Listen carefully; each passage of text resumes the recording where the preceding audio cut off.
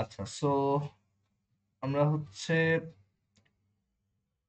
আহ, গতদিন গতদিন এই কোয়ালিটেটিভ কেমিস্ট্রিতে দেখছিলাম যে ইলেকট্রনিক কনফিগারেশন কিভাবে করে। ইলেকট্রনিক কনফিগারেশন রিলেটেড আর একটু ডিটেলস আমরা পড়বো চ্যাপ্টার 3-তে। তো কোয়ালিটেটিভ কেমিস্ট্রির চ্যাপ্টারে হচ্ছে আমাদের আরো কিছু মানে খুচরা টপিক আছে। যেমন খুচরা টপিক বলতে প্রথমত হচ্ছে দুইটা টার্ম, একটা হচ্ছে পারমাণবিক ভর, আর একটা হচ্ছে আণবিক ভর। এই দুইটা জিনিস কিভাবে বের করে, পারমাণবিক ভর আর আরেকটা হচ্ছে আণবিক ভর।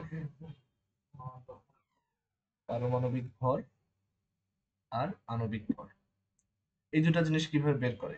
পারমাণবিক ভরের ইংলিশ হচ্ছে অ্যাটমিক ম্যাস, আর আণবিক ভরের বাংলা হচ্ছে মলিকুলার ম্যাস। মলিকুলার ম্যাস, তো এইগুলা কিভাবে বের করা যায় আমরা সেটা একটু ট্রাই করব, ঠিক আছে। আর আরেকটা মানে এই জিনিসগুলো তোমরা 9-10-এও দেখছো, জাস্ট এখানে একবার রিক্যাপ করো। আর আরেকটা টপিক আমরা এখানে দেখবো, সেটা হচ্ছে, আচ্ছা সেটা পরে বলি।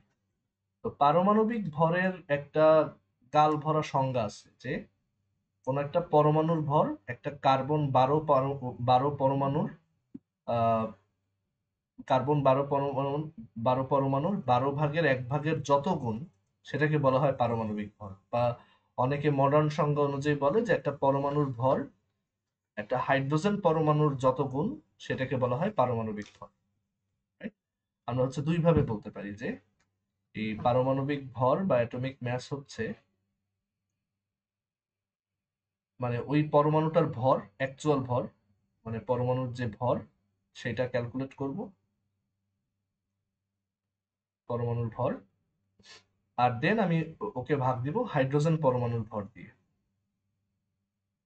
হাইড্রোজেন পরমাণুর ভর দিয়ে ভাগ দিব। সো যেহেতু দুইটাই ভর দিয়ে ভাগ, মানে ভরকে ভর দিয়ে ভাগ দিচ্ছি, এর জন্য অ্যাটমিক ম্যাসের কোনো ইউনিট নেই, মানে ও ইউনিটলেস। সো অক্সিজেনের পারমাণবিক ভর 32 গ্রাম বলা যাবে না, সরি আণবিক ভর, বা ধরো অক্সিজেনের পারমাণবিক ভর হচ্ছে 16, এটা বলা যাবে না 16 গ্রাম। এটার কোনো একক হয় না, এটা জাস্ট একটা রেশিও। এই 16টা বোঝায় যে ও হাইড্রোজেনের একটা পরমাণুর তুলনায় ও হচ্ছে 16 গুণ ভারী, ঠিক আছে। আর আরেকটা সংজ্ঞা আছে, পুরানো সংজ্ঞা, যে একটা পরমাণুর ভর একটা কার্বন 12 আইসোটোপের যত গুণ। তো একটা পরমাণুর ভরকে আমরা হচ্ছে একটা কার্বন 12 পরমাণুর 12 ভাগের 1 ভাগের যত গুণ, মানে 1/12 অফ কার্বন 12 পরমাণুর ভর। তুমি আসলে বুঝতে পারো দুইটি কাছাকাছি ভ্যালুই দিবে, কারণ হাইড্রোজেন পরমাণু মানে কি, জাস্ট একটা প্রোটন, রাইট, জাস্ট একটা প্রোটন। আর কার্বন 12 পরমাণু মানে কি, যে 6টা প্রোটন 6টা নিউট্রন। আমরা জানি প্রোটন আর নিউট্রনের ভর কাছাকাছি, একদম সেম না, কাছাকাছি। তো সেই 6টা প্রোটন 6টা নিউট্রনের ভর যোগ করলে আমি আসলে অ্যাপ্রক্সিমেটলি 12টা প্রোটনের ভরের সমান পাবো। তো সেটাকে 1/12 করলে আমি আসলে যেটা পাবো সেটা হচ্ছে আহ একটা প্রোটনের ভরের কাছাকাছি। তো পরমাণুর ভরকে মানে বেসিক্যালি একটা পরমাণুর ভর একটা প্রোটনের ভরের যত গুণ, সেটাই হচ্ছে তার অ্যাটমিক ম্যাস, বা সেটাই হচ্ছে তার অ্যাটমিক ম্যাস বা পারমাণবিক ভর। সেম ভাবে আণবিক ভরকে ডিফাইন করা যায়। একটা অণু মানে কি, অণু মানে সেখানে কয়টা পরমাণু আছে, যেমন এটা হচ্ছে পানির অণু, তারপর ধরো এটা হচ্ছে কার্বন ডাই অক্সাইড অণু, তারপর এটা হচ্ছে অক্সিজেন অণু, এটা হচ্ছে নাইট্রোজেন অণু, মানে যখন মাল্টিপল পরমাণু থাকে। তো আণবিক ভর মানে হচ্ছে, আণবিক ভরকে তাহলে বেশ কয়েকভাবে সংজ্ঞায়িত করা যায়। যে আণবিক ভর বা মলিকুলার ম্যাস হচ্ছে ওর ভিতর যে পরমাণুগুলো আছে সেই পরমাণুগুলার মানে পারমাণবিক ভরের যোগফল। তো এইভাবে লিখতে পারি যে সাম অফ পারমাণবিক ভর, ওর ভিতর যে পরমাণুগুলো আছে তাদের পারমাণবিক ভরের যোগফল। অথবা এইভাবেও বলতে পারি যে ওই অণুটার বাস্তব ভর যত, মানে অণুটার যে ভর কেজিতে, সেই অণুর যে ভর সেটা একটা হাইড্রোজেন পরমাণুর ভরের কত গুণ, একটা হাইড্রোজেন পরমাণুর ভরের কত গুণ। অথবা এভাবে বলা যায় যে একটা অণুর ভর মানে একটা অণুর ভর বের করব আমরা, বের করে সেটা একটা কার্বন 12 পরমাণুর ভরের 12 ভাগের 1 ভাগের তুলনায় যত গুণ বড়, সেটাই হচ্ছে ওর আণবিক ভর।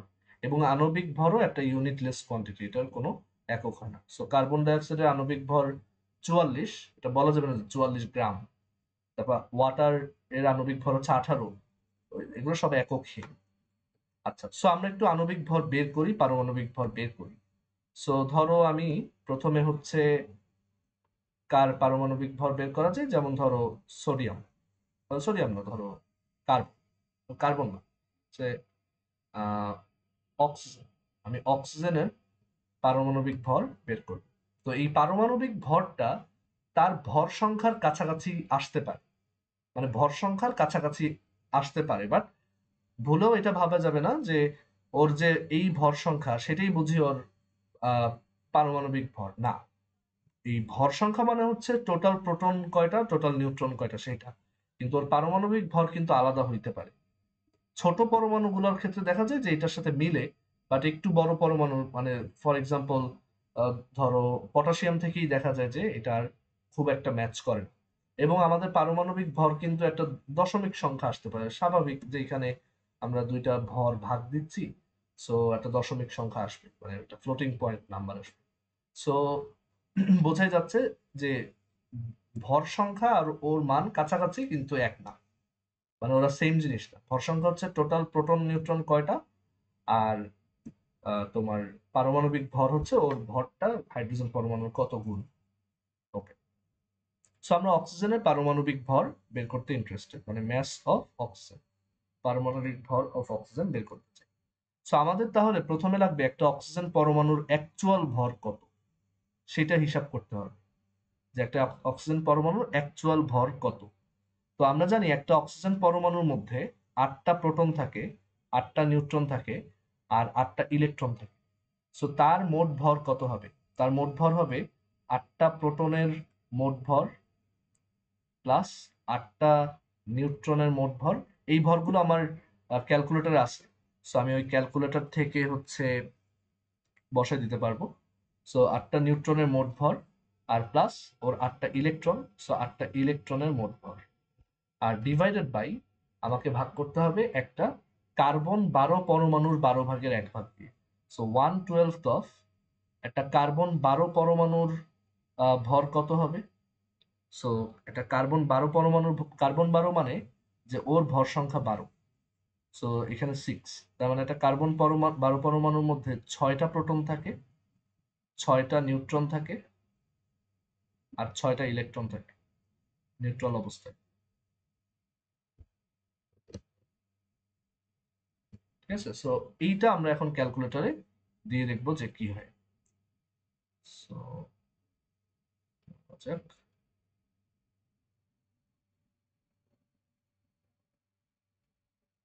আচ্ছা ক্যালকুলেটর এই যে শিফট 7 দিয়ে প্রথম কনস্ট্যান্টে আই গেস প্রোটনের ম্যাস, তারপর দ্বিতীয়টা হচ্ছে নিউট্রন, তৃতীয়টা প্রবাবলি ইলেকট্রন, দ্বিতীয়টা হচ্ছে নিউট্রন। হ্যাঁ, সো এখানে সব কেজি ইউনিটে দেওয়া আছে।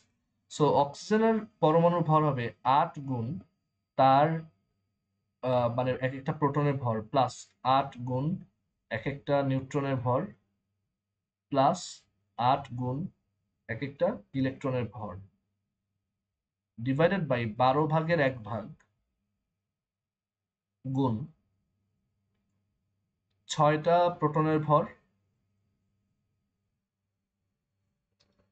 প্লাস 6টা নিউট্রনের ভর প্লাস 6টা ইলেকট্রনের ভর। সো দিলে দেখা যায় এক্স্যাক্ট 16 আসছে। ঠিক আছে, হ্যাঁ বলো জুনাইদ।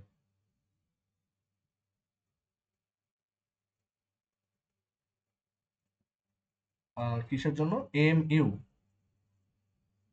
হ্যাঁ হ্যাঁ, ওইটা আছে, ওইটা আছে, বাট আমি ওইটাই কিভাবে আসলো ওইটা দেখাই দিচ্ছি। ঠিক আছে, সো এইখান থেকে আসলে লেখা যায় যে এটা আসছে কত, 16। সো আমাদের অক্সিজেনের পারমাণবিক ভরও হচ্ছে 16, তার ভর সংখ্যার সমান। ওকে, আচ্ছা, এবার ধরো আরেকটা ট্রাই করি, লেটস সে পটাশিয়াম, পটাশিয়াম না, ধরো লেটস সে আমরা কপার একটা ট্রাই করি, ঠিক আছে? কপার, কপারের পারমাণবিক ভর কত আসে এটা ট্রাই করি। সো দাঁড়াও, ডু ইট, মেসেজ আসছে।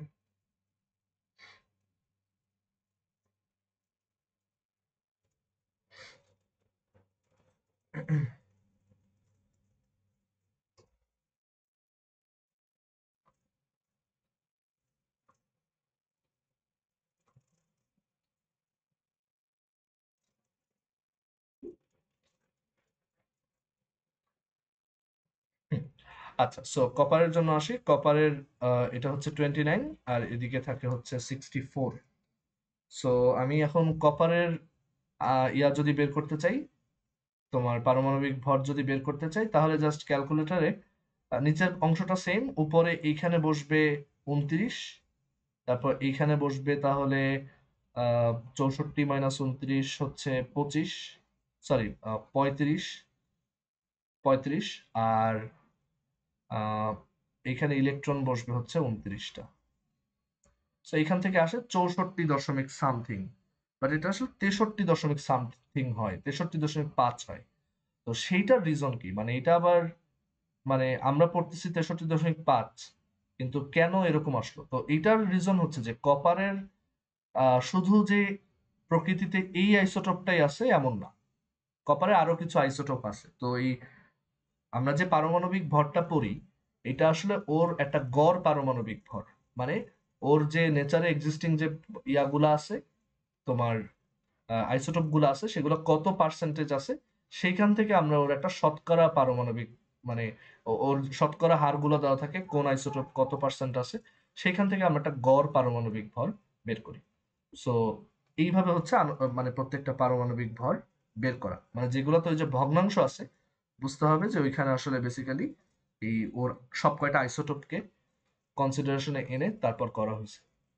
ওকে, আচ্ছা, মানে যেগুলো নেচারে পাওয়া যায় সেইগুলোর পার্সেন্টেজ হিসাব করে আমরা ওইটাও দেখবো যে কিভাবে একটা আহ, মানে পরমাণুর এই পারমাণবিক ভর তার পার্সেন্টেজ থেকে বের করা যায়। ঠিক আছে, এটাও তোমরা মনে হয় 9-10-এ চ্যাপ্টার 6-এ পড়ছো। আচ্ছা, সো পারমাণবিক ভরের এটা দেখলাম। এবার আসি আণবিক ভর আমরা কিভাবে বের করব। আণবিক ভর, সো ধরো আণবিক ভর অফ, ধরো আমরা আণবিক ভর অফ নাইট্রোজেন ডাইঅক্সাইড বের করতে চাই। সো এটার আণবিক ভর বের করার জন্য আমি জাস্ট ওর প্রত্যেকটা পরমাণুর পারমাণবিক ভর যোগ করে দিতে পারি। সো নাইট্রোজেনের পারমাণবিক ভর হচ্ছে 15, তারপর অক্সিজেনের হচ্ছে 16, আর সে দুইটা আছে। সো এখান থেকে 16 দুগুণে 32 প্লাস 15 হচ্ছে 47। এটা হচ্ছে ওর পারমাণবিক ভর হবে, সরি আণবিক ভর হবে।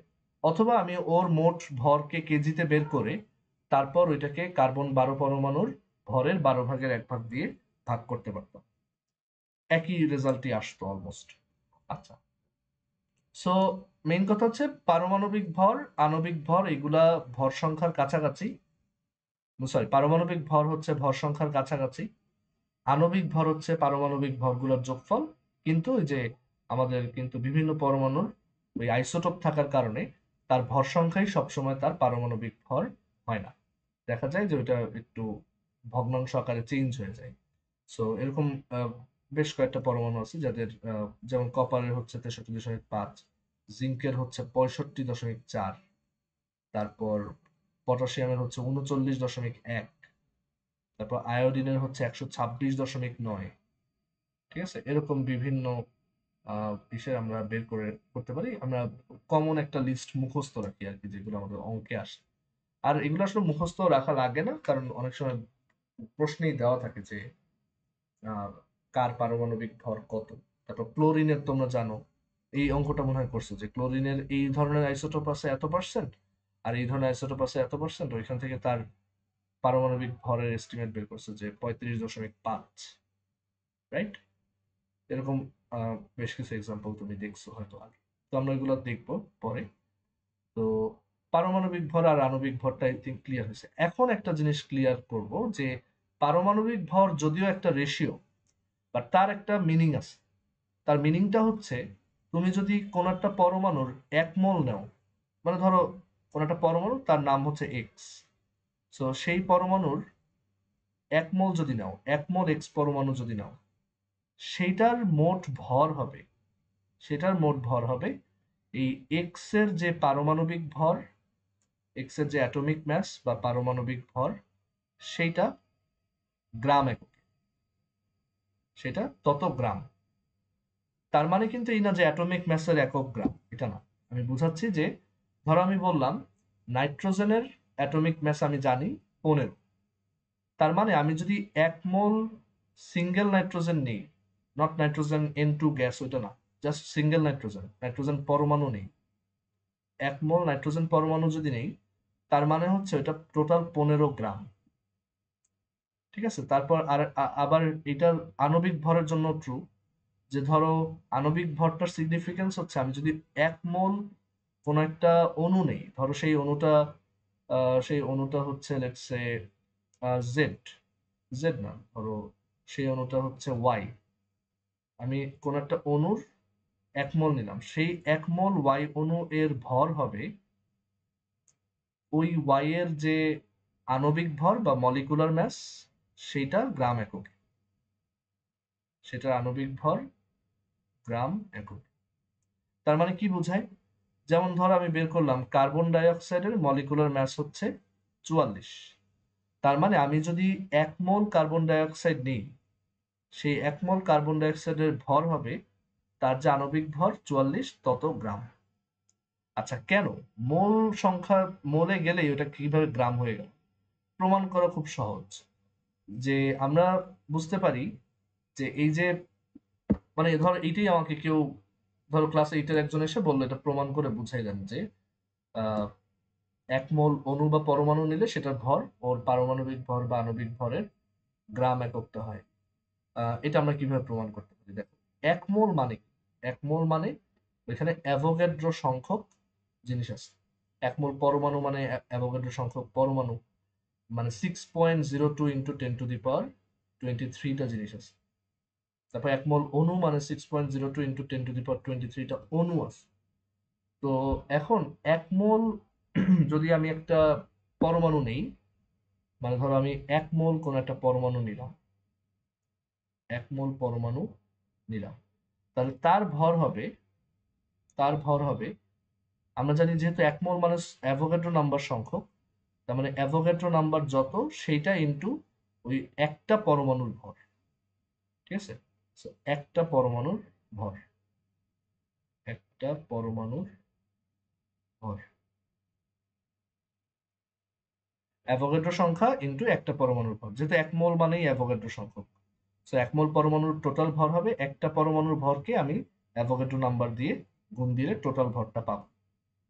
আচ্ছা, এখন আমরা আবার জানি একটা পরমাণুর ভর মানে হচ্ছে, একটা পরমাণুর ভর মানে হচ্ছে আহ এইভাবে, আমরা একটু এই পাশে লিখি যে আমরা জানি একটা পরমাণুর ভরকে, একটা পরমাণুর ভরকে যদি আমি এই 12 ভাগের 1 ভাগ অফ কার্বন 12 পরমাণুর ভর দিয়ে ভাগ দিই, কার্বন 12 পরমাণুর ভর দিয়ে ভরের 12 ভাগের 1 ভাগ দিয়ে ভাগ দিই, তাহলে হচ্ছে পাওয়া যায় তার পারমাণবিক ভর, মানে এম। এম দিয়ে পারমাণবিক ভর বোঝায়, আণবিক ভর বোঝায়, সো ক্যাপিটাল এম পাওয়া যায়। তাহলে এবার দেখো এখান থেকে সাইড চেঞ্জ করে কি বলা যায়, যে একটা পরমাণুর ভর হচ্ছে তার এই আহ, পারমাণবিক ভর ইন্টু 12 ভাগের 1 ভাগ অফ কার্বন 12। সো এখানে আমরা তাহলে লিখতে পারি এটা সমান হচ্ছে 1/12 ইন্টু একটা কার্বন 12 পরমাণুর ভর, কার্বন 12 পরমাণুর ভর গুণ তার পারমাণবিক ভর। এখন দেখো ইন্টারেস্টিং ব্যাপারটা হচ্ছে এইটা হচ্ছে পরমাণুটার পারমাণবিক ভর, আর এইখানে যে অংশটা আছে পুরোটাই হচ্ছে কনস্ট্যান্ট, রাইট? এইটা কিন্তু ওই পরমাণুর উপর নির্ভরশীল না। এইটাকে আমরা একটু ক্যালকুলেটরে গুণ দিয়ে দেখি যে কি আসে। সো অ্যাভোগাড্রো সংখ্যা ইন্টু 1/12 ইন্টু একটা কার্বন 12 পরমাণুর ভর, so 12 into MP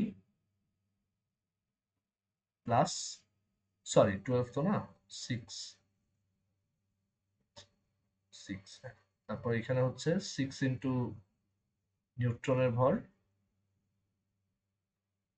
plus 6 into ইলেকট্রনের ভর।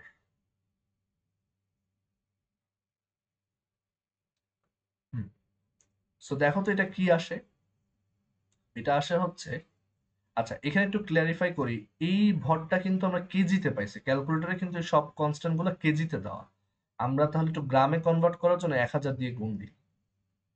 দেখো অলমোস্ট 1 আসছে, দশমিকের পরের ওইটুক বাদ দিয়ে চিন্তা করো, এটা কিন্তু আসলে কি আসছে, অলমোস্ট 1, তাই না, 1 এম।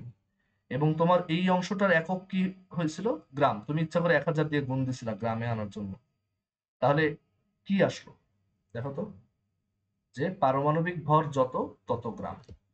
এইটাই প্রমাণ, মানে এইভাবেই আসলে অ্যাভোগাড্রো তার কনস্ট্যান্টটা বের করছিল, যে এমন একটা কনস্ট্যান্ট যেটা হচ্ছে জাস্ট কার্বন 12 পরমাণুর ভরের 12 ভাগের 1 ভাগের ইনভার্স। এটাই, এটাকেই অ্যাভোগাড্রো তার নামে একটা কনস্ট্যান্ট হিসেবে চালাই দিচ্ছে, বুঝছি। সো জিনিসটা খুবই সিম্পল, যে এক মোল পরমাণুর ভর, এর জন্য হচ্ছে এম গ্রাম, মানে ও ওইভাবেই এক মোলকে ডিফাইন করছে, যে এই এক মোল মানে এতগুলা, যে এটার সাথে কার্বন 12 পরমাণুর ভরের 12 ভাগের 1 ভাগ যত আসে তত গ্রাম, মানে সেটাকে গ্রাম এককে নিয়ে যদি গুণ দিই তাহলে 1 পাবো।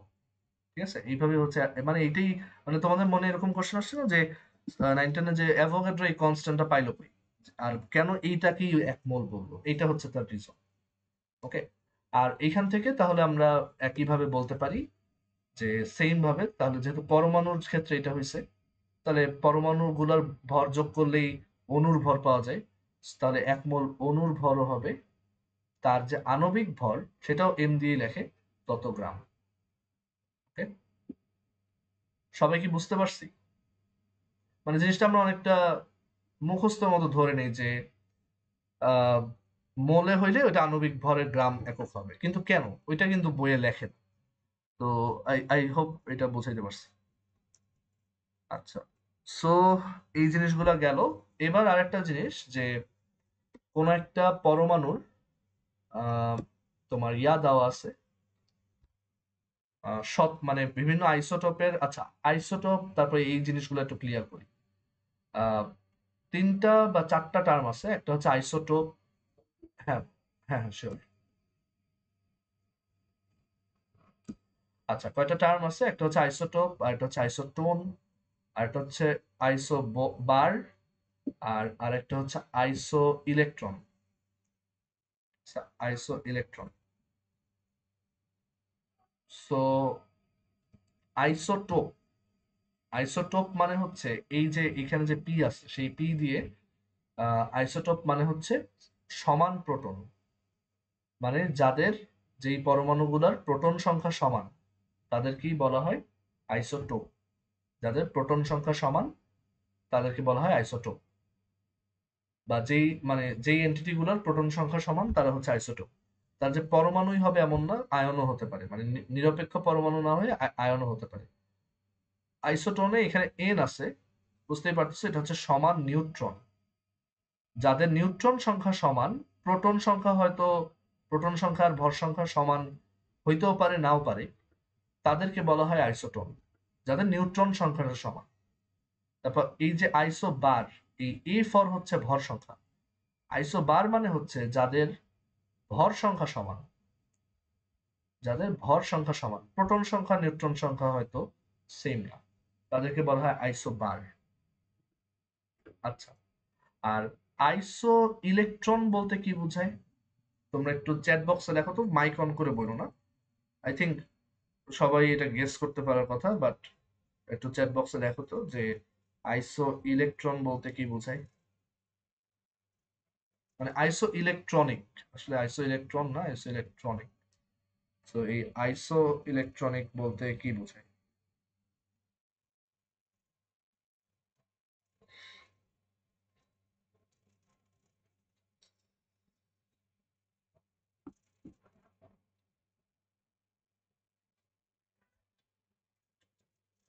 হ্যাঁ, সেম নাম্বার অফ ইলেকট্রনস, বা জিনিসটা আসলে আরো একটু বেটার ওয়ে বলার, সেটা হচ্ছে যে সেম ইলেকট্রন কনফিগারেশন, মানে যাদের ইলেকট্রন কনফিগারেশনটা সেম, তারাই হচ্ছে আইসো ইলেকট্রনিক। ঠিক আছে, ওকে। আচ্ছা, তোমরা তো আইসোটোপ, আইসোটোন, আইসোবার মানে আইডেন্টিফাই করতে পারবে, এটার কি আবার এক্সাম্পল দিতে হবে? বলো তো, যেমন এই যে এই দুইটা কি, বলো তো।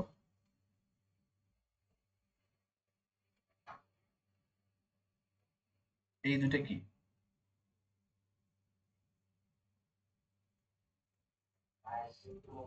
হ্যাঁ, এটা আইসোটোন, নিউট্রন সংখ্যা সমান।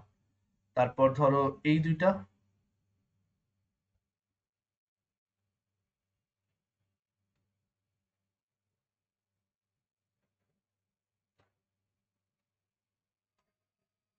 এই দুইটা কি হবে? আইসোবার, ওদের ভর সংখ্যা সেম। তারপর হচ্ছে, আর আইসোটোপটা তো সবচেয়ে কমন, এটা তোমরা অনেকবার দেখছো, এরকম গুলো হচ্ছে সব আইসোটোপ। তারপর হচ্ছে হাইড্রোজেনের আইসোটোপ আছে। হাইড্রোজেনের প্রথম আইসোটোপটা হচ্ছে হাইড্রোজেন বা প্রোটন, আর একটা ইলেকট্রন। আর এটাকে কি বলে? ডিউটেরিয়াম। আর এটাকে কি বলে? ট্রিটিয়াম। হুম? তোমাদের জানা আছে যে ভারী পানি বা হেভি ওয়াটার কাকে বলে? ভারী, হ্যাঁ, ভারী পানি বা হেভি ওয়াটার হচ্ছে D2O, মানে H2O এর জায়গায় D2O, ডি হচ্ছে ডিউটেরিয়াম। বুঝতে পারছি? সো ডিউটেরিয়ামের যদি পানি হয়, এটাকে বলে ভারী পানি। আমার এটা ঠিক মনে নেই ভারী পানি কি কনজিউম করা যায় কিনা বা ড্রিঙ্ক করা যায় কিনা। তোমরা একটু এটা বইয়ে দেখতে পারো, যে বা ইন্টারনেটে সার্চ দিলেই হয় যে ভারী পানি খাওয়া যায় কিনা, এটা নর্মাল পানির মতো সেফ কিনা। আচ্ছা, ওকে। তারপর এই দুইটা কিরকম বলো তো? লেটস সে একটা এক্সাম্পল বলি। যেমন ধরো O2 মাইনাস আর হচ্ছে অ্যালুমিনিয়াম 3 প্লাস, এই দুইটা কিরকম?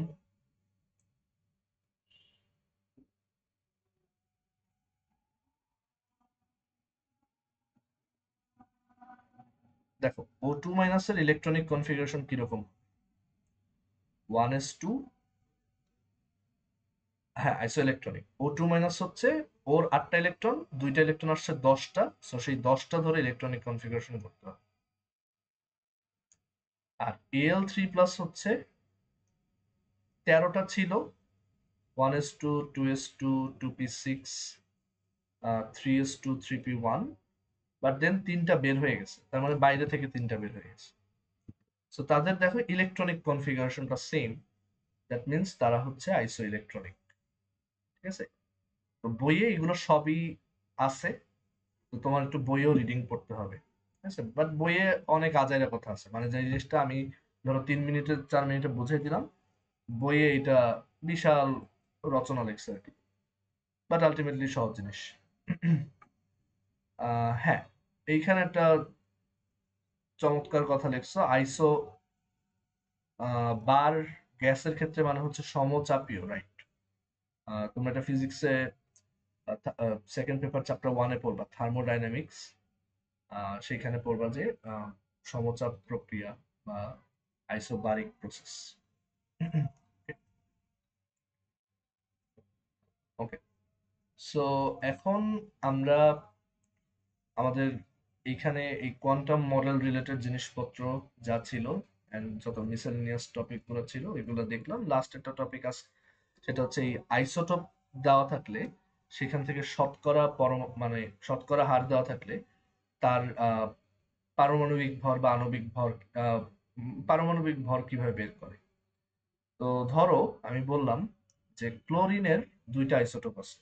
আহ, ধরো ক্লোরিন একটা হচ্ছে 1735, আর আরেকটা হচ্ছে লেটস সে ক্লোরিন 1737, দুইটা আইসোটোপ। তাদের প্রোটন সংখ্যা হচ্ছে সমান। হুম। আচ্ছা, কারো কি জানা আছে যে এই ক্লোরিনের দুইটা আইসোটোপ এইগুলা নেচারে কিরকম পার্সেন্টেজে থাকে?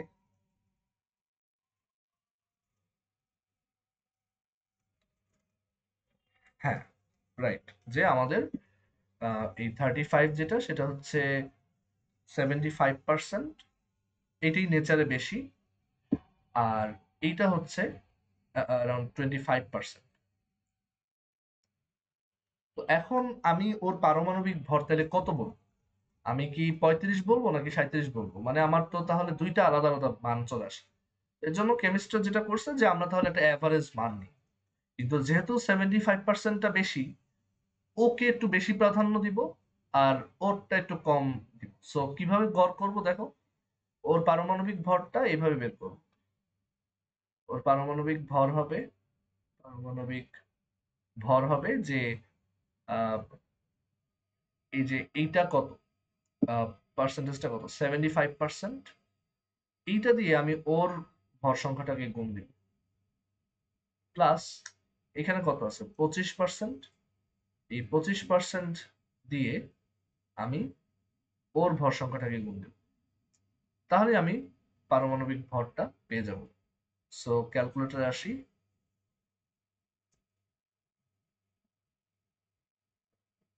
সো 75% ইন্টু 35 প্লাস 25% ইন্টু ওটা হচ্ছে 37। তো এখান থেকে আসে সেই 35.5। এই কারণেই আমরা ক্লোরিনের পারমাণবিক ভর 35.5 ধরে অঙ্ক করি। বুঝতে পারছি? তার মানে যদি আইসোটোপ না থাকে, ইন দ্যাট কেস আসলে ওর ভর সংখ্যাটা আর ওর পারমাণবিক ভরটা অলমোস্ট একই। রাইট? মানে হালকা হয়তো দশমিকের পার্থক্য হতে পারে, ওইটা ইস্যু না। আর যদি তোমার থাকে, যদি আইসোটোপ থাকে, তখন অবশ্যই আমাদেরকে এরকম অ্যাভারেজ মানটা নিতে হবে। ঠিক আছে? আচ্ছা, এবং এই টাইপ থেকে অঙ্ক আসে, বইয়ে দেখবা যে 4-5টা অঙ্ক দেওয়া আছে। সেম অঙ্ক কয়েকটা আলাদা আলাদা আইসোটোপের জন্য দেওয়া। ওকে, সো আমাদের কোয়ান্টাম মডেল রিলেটেড অ্যান্ড পরের যে অ্যাডহক টপিক গুলা সেগুলো আমরা শেষ করলাম। এইখান থেকে আসলে খুব শর্ট কোশ্চেন আসে, কোনো বড় কোশ্চেন আসে না, কোনো রিটেন কোশ্চেন আসে না। ইউজুয়ালি কোশ্চেন গুলো হচ্ছে খুব ছোট ছোট এবং এমসিকিউ কোশ্চেন টাইপের জিনিসপত্র আসে। তো আমাদের এখন, আমরা এই চ্যাপ্টারের দুইটা অংশ শেষ করছি। এই চ্যাপ্টার 2 তে আমরা প্রথমে সেই বোর মডেল রিলেটেড জিনিসপত্রগুলো দেখছি, যেটা হেভিলি ম্যাথমেটিক্যাল।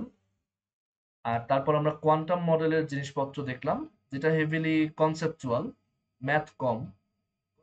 ম্যাথ, কিছুটা ম্যাথ আছে, বাট মেইনলি হচ্ছে বোঝার জিনিস। আর আর খুব ছোট ছোট কোশ্চেন। তো এরপর আমাদের এই চ্যাপ্টারের এই কোয়ালিটেটিভ কেমিস্ট্রির লাস্ট যে অংশটা সেটা হচ্ছে সলিউশন বা দ্রবণ নিয়ে আমাদের একটা সেগমেন্ট আছে, এবং এই সেগমেন্টটা অ্যাগেইন ম্যাথমেটিক্যাল। মানে এখানে আমরা দ্রাব্যতা, তারপর ওই দ্রাব্যতা গুণফল, আয়নিক গুণফল, কোন একটা সলিউশনে অধক্ষেপ পড়বে কিনা, এই ধরনের অঙ্ক করব। এবং সব এই এইচএসসি এর জন্য এই পোর্শনটাই সবচেয়ে বেশি ইম্পর্টেন্ট। এইচএসসি এর সিকিউ মানেই এখান থেকে ডি তে একটা কোশ্চেন আসে। So আমরা এখন সেই অংশটা শুরু করব, দ্রবণ বা এই সলিউশন রিলেটেড জিনিসপত্র। সো ইংলিশে বলা হয় সলিউশন, আর বাংলায় বলা হয় দ্রবণ। আচ্ছা, এখন আমাকে একজন একটু বোঝাও যে আহ, দ্রবণ আর মিশ্রণের মধ্যে পার্থক্য কি?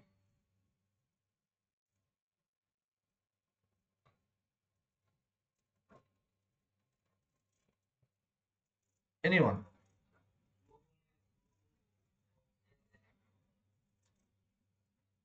হুম, দ্রবণে হচ্ছে মানে দ্রবণও একটা মিশ্রণ, কিন্তু সমসত্ব মিশ্রণ। এবং সেই মিশ্রণে দ্রব হচ্ছে কি সব জায়গায় সমানভাবে বিন্যস্ত থাকে, রাইট? আর একটা শর্ত আছে, এটা কি জানা আছে?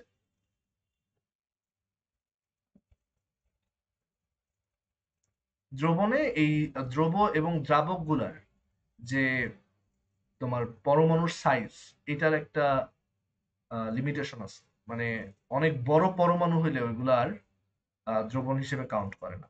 বাট এটা খুবই, মানে কি বলবো, সাবজেক্টিভ, যে কোনগুলা বড় কোনগুলো ছোট। তো এরকম একটা রেঞ্জ আছে যে ওদের সবার কণার সাইজ এতর মধ্যে থাকতে হবে, এত ন্যানোমিটার বা এত মিলিমিটার, এরকম একটা ভ্যালু আছে। তো এটা আমাদের জন্য অত ইম্পর্টেন্ট না। বাট বুঝতে হবে যে দ্রবণ হচ্ছে এই ছোট পরমাণুগুলা, আহ, মানে এমন একটা মিশ্রণ যেখানে ফার্স্ট অফ অল সমসত্ব মিশ্রণ এবং ওই কণার সাইজের একটা রেঞ্জ আছে। এই রেঞ্জের মধ্যে থাকলেই আমি বলবো এটা একটা দ্রবণ।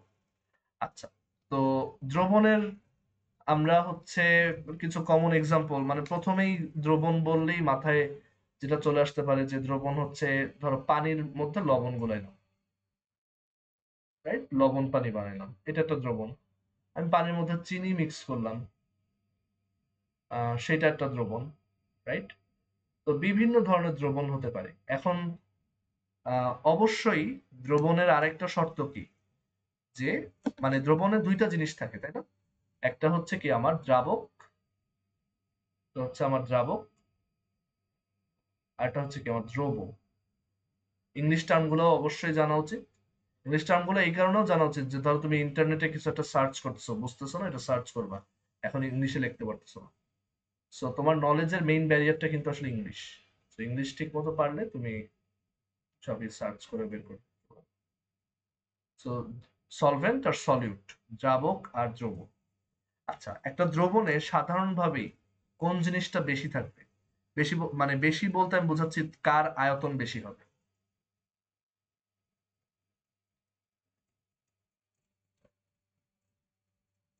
হ্যাঁ, দ্রাবকের আয়তন স্বাভাবিকভাবে বেশি হবে। দ্রবর ভর দ্রাবক থেকে বেশি হতে পারে, যেমন 1 চামচ চিনির ভর হয়তো পানির থেকে বেশি, কিন্তু পানিটা আয়তনে কিন্তু বড়। সো এটা হচ্ছে দ্রাবক।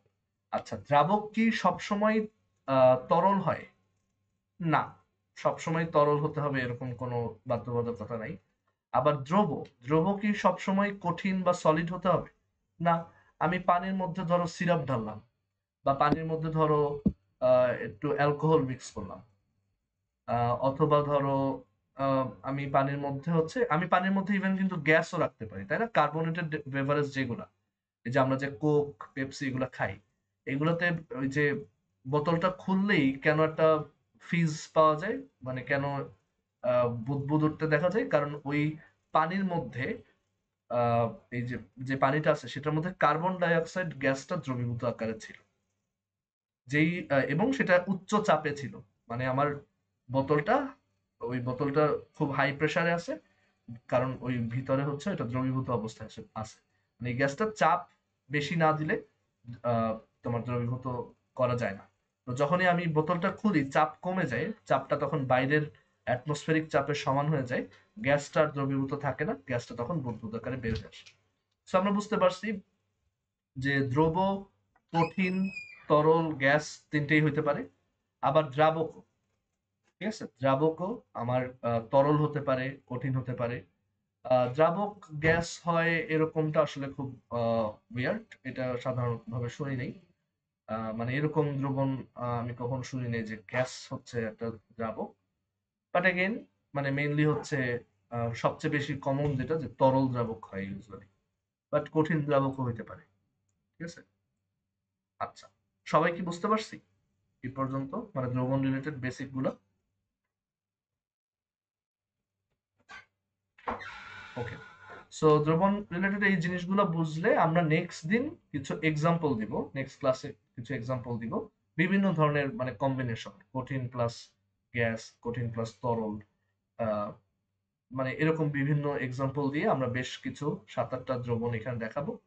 আর এরপর দ্রবণ কি এটা বোঝার পরপরই আমরা পড়া শুরু করবো একটা টার্ম, সেটা হচ্ছে দ্রাব্যতা।